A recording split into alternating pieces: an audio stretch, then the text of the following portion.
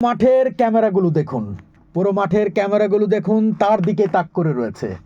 পুরো মাঠের গর্জনটা দেখুন নেইমারের জন্য।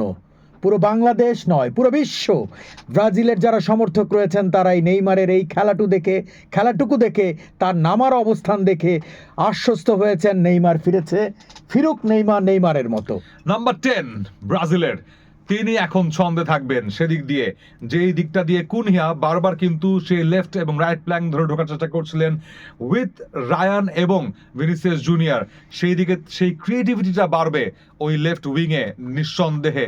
নেইমার জুনিয়র আসার পরে সেখান দিয়ে কিন্তু এবার আক্রমণ করার চেষ্টা।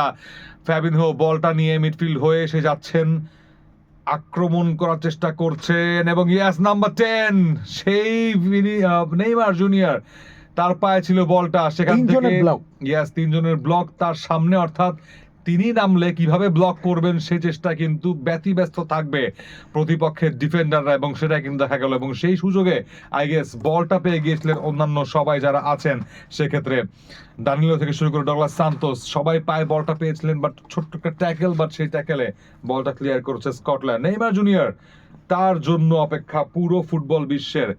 ব্রাজিলিয়ানরা স্বস্তির নিঃশ্বাস ফেলছে এবং অপরদিকের ম্যাচে মরক্কো 3 হাইতি 2 এই মুহূর্তে জমে উঠেছে গ্রুপ সি এর হার্ডালটা, এবং শেষ পর্যন্ত এই হার্ডালে জয়ী কে হবে সেটা অবশ্যই কিন্তু এবার শুনিয়ে দেওয়ার পালা। যারা শুনছেন রেডিও ভূমি 92.8 FM। ব্রাজিলের পায়ে বল, ফ্যাবিনহো বলটা পায়ে রেখে গুটি গুটি পায়ে সেই আক্রমণটা বিল্ড আপ করছেন মাঝমাঠ হয়ে, হোল্ডিং মিডফিল্ডার আদায় করেছে, ইয়েস কর্নার আদায় করে নিয়েছে ব্রাজিল। সুপ্রিয় দর্শক, রেডিও ভূমির দর্শক যারা 92.8 FM শুনছেন, অপেক্ষায় থাকুন, ভিনি জুনিয়র গোল করবেন। বাট এই মুহূর্তে নেইমার জুনিয়র কর্নার কিকটা নেবেন হাওয়ায় ভাসিয়ে, বেশ জোরালো একটা কিক, সেখানে একদম সামনে পড়েছে রায়ানের সামনে, ডি বক্সের একটু বাইরে, বাট সেখান থেকে বলটা ক্লিয়ার করতে পারলেন না। এবং নেইমার জুনিয়র তিনিও গুটি গুটি পায়ে গিয়ে আসছেন, একদমই 100% ফিট সেটা বলা যাচ্ছে না, বাট 90% ফিট। নেইমারও কিন্তু অনেক অনেক ভয়ঙ্কর, একদমই নেইমার জুনিয়র, তার সামনে ভিনিসিয়াস জুনিয়র। আক্রমণটা একদমই ক্লাসি লাগছে, গর্জিয়াস লাগছে ব্রাজিলের এই মুহূর্তে আক্রমণ করার চেষ্টা। ভিনিসিয়াস জুনিয়র আক্রমণটা করছেন, প্রেস করছেন, এই হাই প্রেসিং ফুটবলের সামনে স্কটিশ ডিফেন্স শুরু থেকেই কিন্তু একদম ভঙ্গুর লাগছে। ফুল credit goes to the forward line, যে কথাটা বলছিলাম, ভিনিসিয়াস জুনিয়র থেকে শুরু হয়েছে, সেখানে রায়ান আছেন সেখানে, এবং সেখানে ছিলেন কুনহিয়া, তার পাশাপাশি এখন নেমেছেন সেই কুনহিয়াকে একটু বিশ্রাম দিয়ে নেইমার জুনিয়র।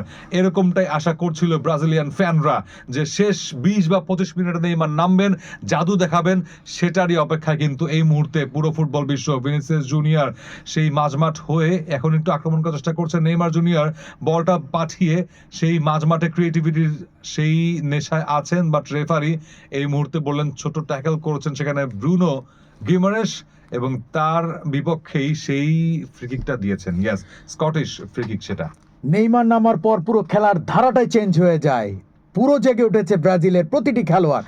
আগে থেকে শুরু হয়েছিল সেটা কিন্তু অন্যরকম ভাবে মনে হচ্ছে, একের পর এক মুহুর্মুহু আক্রমণ। এবার যদিও আক্রমণের সুযোগটা পেলেন স্কটল্যান্ড, মাঝমাঠ পেরিয়ে ছোট্ট করে ভুল পাস, এবার কিন্তু পাল্টা আক্রমণে ছোট্ট করে ডান প্রান্ত দিয়ে ঢুকে পড়ার চেষ্টা, টান দিয়েছেন কিন্তু সুন্দর করে, ছোট্ট করে ডান প্রান্ত দিয়ে ক্যাসিমেরো, ভিনি ওলট পালট হয়ে পড়লেন। কর্নার হবে নাকি গোলকিক? ভিনি, আফসোসটা আবারও করলাম, আপনিও করলেন, পুরো সমর্থক প্রত্যেকে করলেন। ব্রিলিয়ান্ট কাটব্যাক, যে কাটব্যাকটা